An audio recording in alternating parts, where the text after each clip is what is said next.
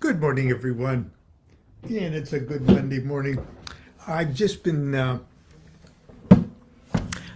setting up the camera here indoors because I'm toying with the idea. Of recording a little something. It won't be for the morning show, but it might be something I'll have to put up and then take down real fast. But anyway, so I've sort of set the mood here and to do that, and it's getting my technology together. But this morning I really let me get rid of this.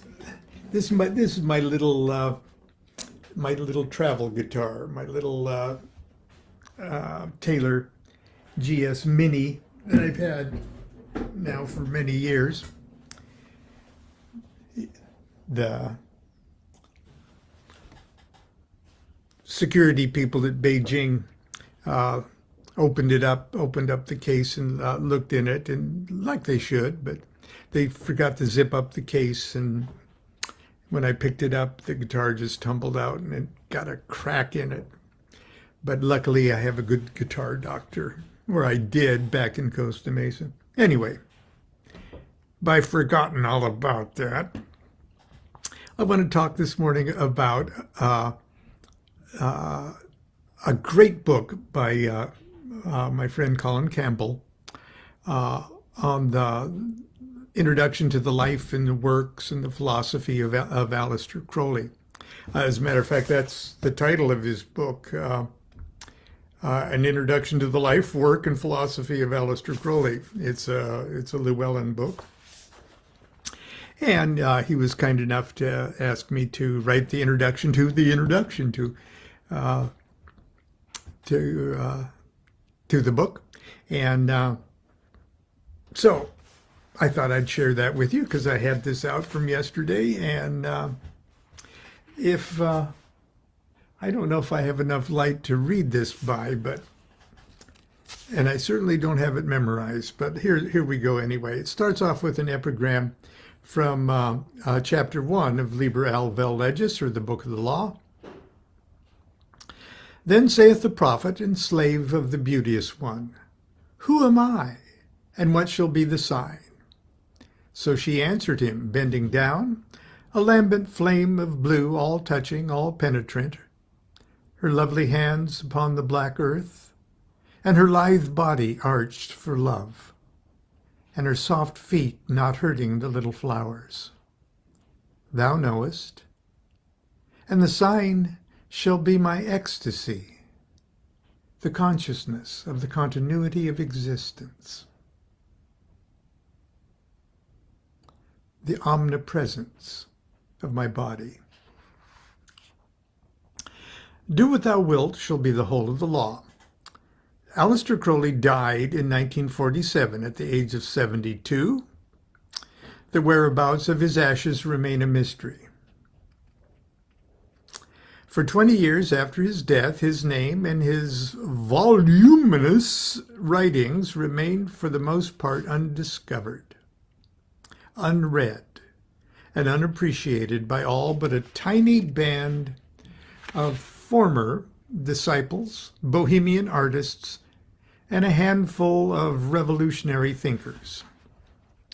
Then, on June 1st, 1967, Crowley's unmistakable visage appeared glaring out at us from between the faces of Indian holy man Swami Sri Yukteswar and sex goddess Mae West,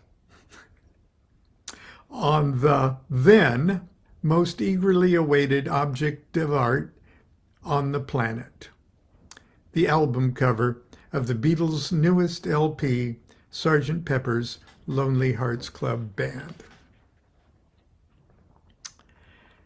The cover art was the creation of artist Peter Blake, who wanted to surround the band with what he called a magical crowd, unquote. The inclusion of Swami Sri Yukteswar, Paramahansa Yogananda, and other Hindu yogis was George Harrison's idea.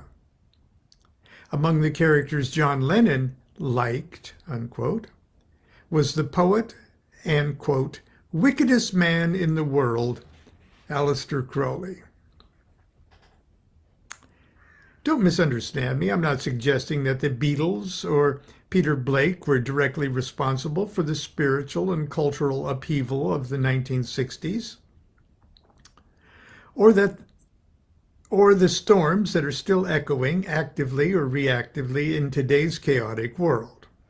Nor am I suggesting that John Lennon or Peter Blake should be singled out and credited for igniting the revival of interest and appreciation of Aleister Crowley, Thelema, magic, or any of the progressive spiritual movements that continue to proliferate today. Like all great artists, at pivotal moments in history, these sensitive pioneers were merely among the first to react and respond to the effects of a dramatic shift in human consciousness. Consciously or subconsciously, their works gave voice to the new reality. The art they and their contemporaries created during those golden years pealed like a mighty bell that vibrated with the master note of this new universal consciousness. A note that rang out like a broadcast signal that triggered sympathetic responses in the hearts and souls of all who were poised and ripe for the awakening. The concept of evolving shifts in consciousness is not a new one. Almost every ancient culture had its version of ages. As example, Golden Age, where humanity walked with the gods, or Dark Age, where the gods abandoned us. The Hindus call these various ages yugas, which predictably rise and fall in cycles of thousands of millennia,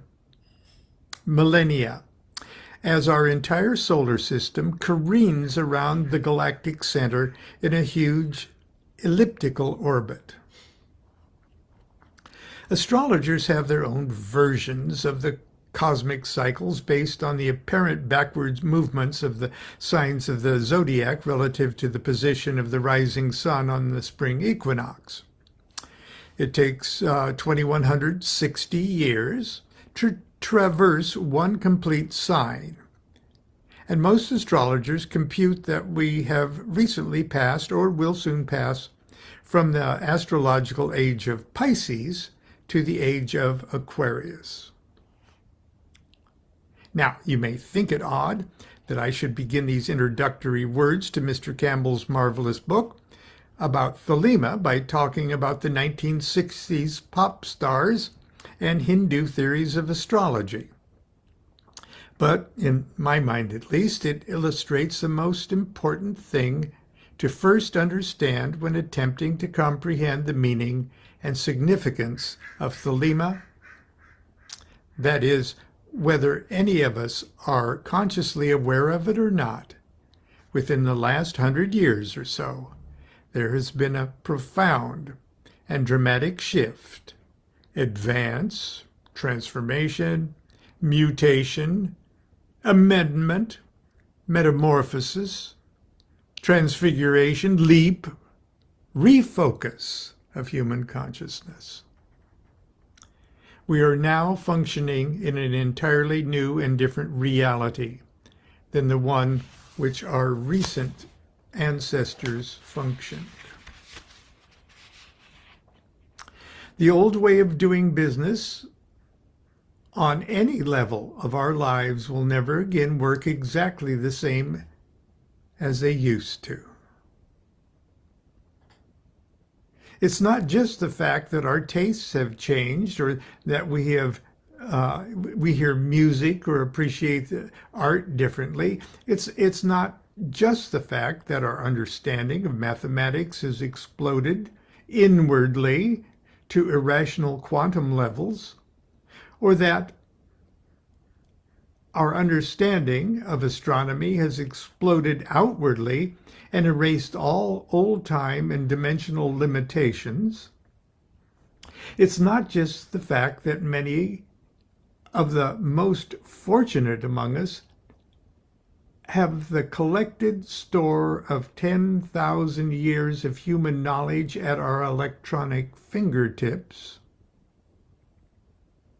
or that many of us are now routinely accustomed to educational, social, and economic liberties. No, all these things are simply symptoms and byproducts of a new, essential factor in the great formula of human consciousness. A new factor isn't anything complex or particularly esoteric. It is, however, significant enough to create a new mutation in the DNA of our consciousness. The new factor is simply a new level of self-awareness. This might not sound like very sexy or dramatic,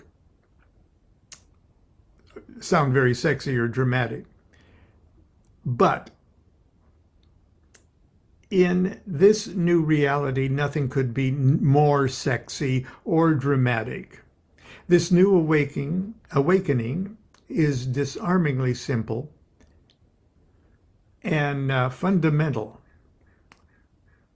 But like the invisible wind, its existence only makes itself known by the effects it has on other things. It's really hard to make observations about self-awareness because the observer and the object is the object being observed. Actually, the whole thing is simpler than it sounds. Allow me to offer an illustration of shift in self-awareness. Our very ancient ancestors, while being cognizant of day and night, darkness and light, heat and cold, comfort and discomfort, they were primarily focused on day-to-day, moment-to-moment issues of immediate self-preservation. All human activities, whether conscious or instinctual, resolved around the preservation of the body through protection, nourishment, and the biological perpetuation of the species. All other observations or speculations about life or the world around us were projected against the screen of this reality and interpreted to satisfy these immediate needs. Everything about our ancestors' consciousness and subconscious life, religious concepts and expressions, their gods, spirits, myths, rituals, even art, was interpreted by the self-identity of a creature competing with other creatures for food and survival.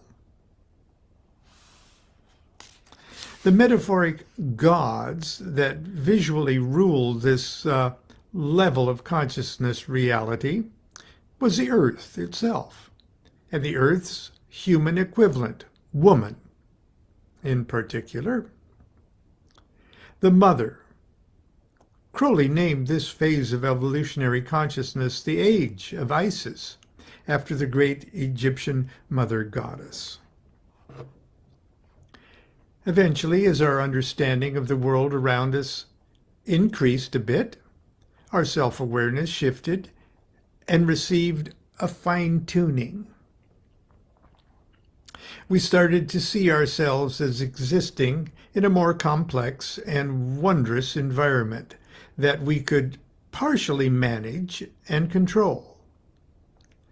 No longer did we see ourselves only as just another competing creature, but as a master creature that could exploit other creatures and our environment. If we were cold, we could build or even travel to warmer lands.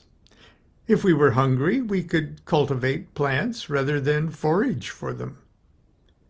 We could domesticate and breed beasts rather than hunt them.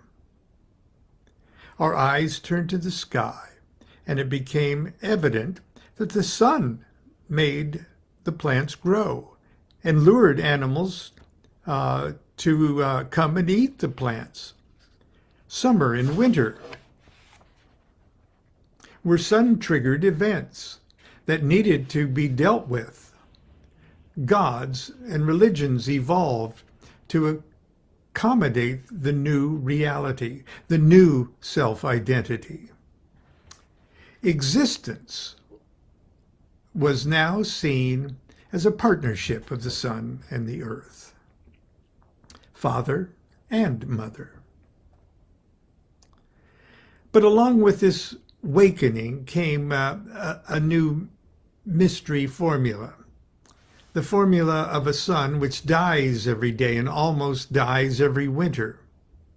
And this new formula brought with it our terrible preoccupation with death. Plants die, and the dead seeds are buried and then magically reborn. The sun dies and needs to be magically resurrected. It only followed that I die, and I will need to be magically brought back to life.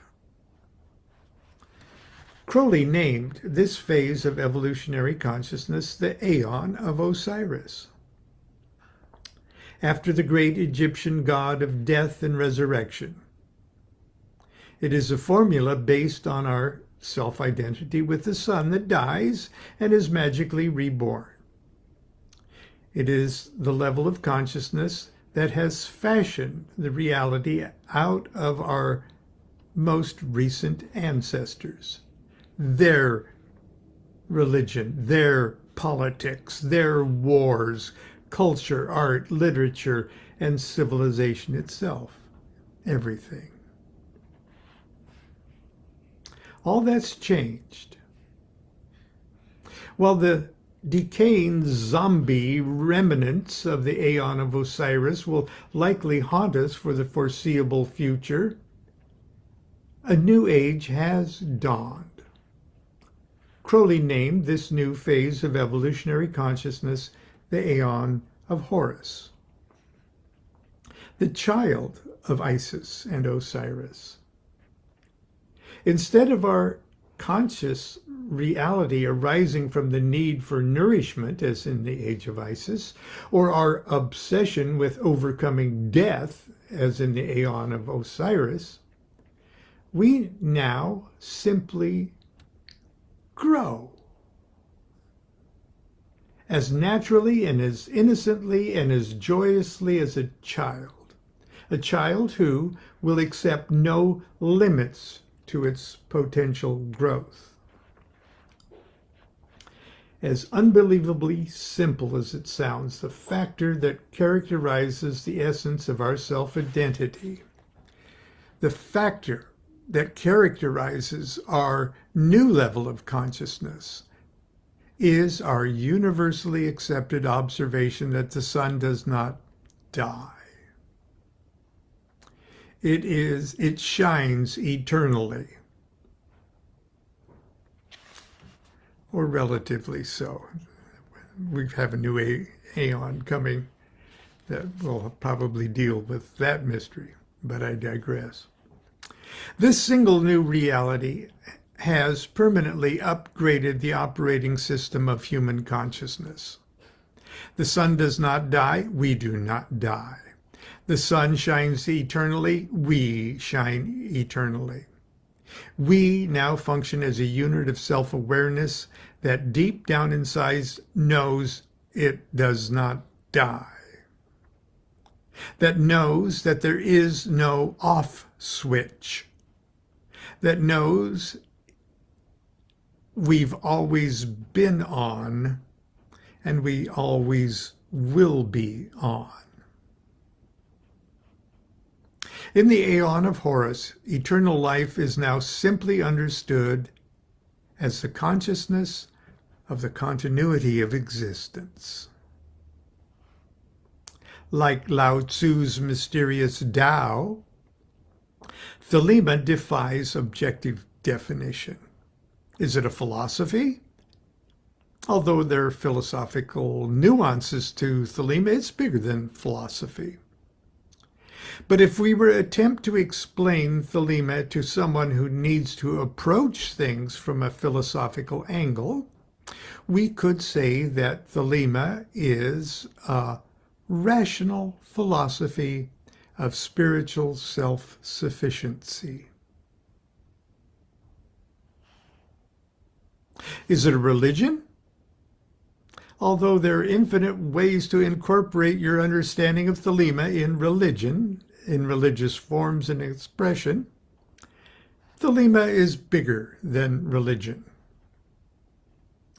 But if we were to attempt to explain Thelema to someone who needs to approach things from a classical religious angle, we could say that Thelema is a rational religion of sun worship. If you define the word sun as also meaning yourself. Is it a magical system? Although many magicians consider themselves Thelemites, Thelema is bigger than any particular system, technique, or study. Indeed, once one has comfortably adjusted to the new level of self-awareness, Thelema serves only to enhance, energize, and hybridize whatever philosophical, religious, or magical system or schools of thought you hold dear. Is Crowley's magical societies OTO and AA?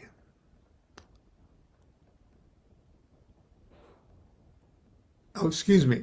Is Thelema Crowley's magical societies, OTO and AA? Although these two organizations propagate the law of Thelema and the teachings of Aleister Crowley, Thelema is bigger than any organization, order, or school of instruction. As a matter of fact, Thelema is bigger than the Book of the Law, or Aleister Crowley, or anything in heaven and earth. It's bigger than everything but you. Love's the law, love under will. And that's my humble contribution to Colin D. Campbell's wonderful book. And I'm going to pick up my guitar here and see if I can talk Constance into allowing me to do what I'm tempted to do with my when I put my troubadour hat on. But anyway, we'll have to see. But until tomorrow, continue to be good to yourself and be good to each other. Do what thou wilt shall be the whole of the law. Love is the law, love under will.